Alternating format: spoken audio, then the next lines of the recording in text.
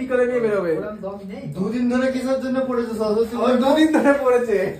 রবিবার সোমবার মুহূর্তে যখনই বলবো তখনই ভিডিও কল তুলতে হবে।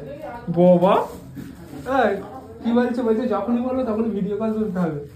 কি বলছে শোন, বলে আজকে রাতে ট্রেনে উঠে চলে আসতেছে বা প্লেনে উঠে যাচ্ছে, হ্যাঁ এখানে সরস্বতী পুজো ঘুরে আবার চলে। ঠিক আছে আসতে বলো, দম থাকলে আসতে বলো। যদি সত্যিকার মন থেকে ভালোবাসে এক্ষুনি চলে আসবে, জেনারেলে আসবে। যেটা ইম্পসিবল জিনিস আমি কেন বলতে যাবো? তো তুমি যাও না, তুমি যাও, টিকিট কেটে দাও, ফ্লাইট আসবে। মাস তো শেষ, স্যালারিও এসে যাবে, তুমি চলে যাও। তুমি যাও,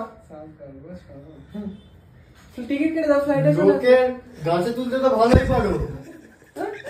আরেকজন এসছে রে, চোরের সাক্ষী মাতাল।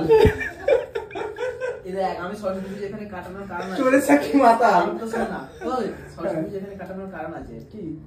তোর ওই সর্বাণী আর ইন্দু দুজনকে নিয়ে তো একসঙ্গে ঘুরতে পারবো না। একজনের সঙ্গে ঘুরলে আরেকজন যদি তোমার দম নেই, একজন সাইজনের সকালে নিয়ে বেরোবে, একজন বিকালে নিয়ে বেরোবে।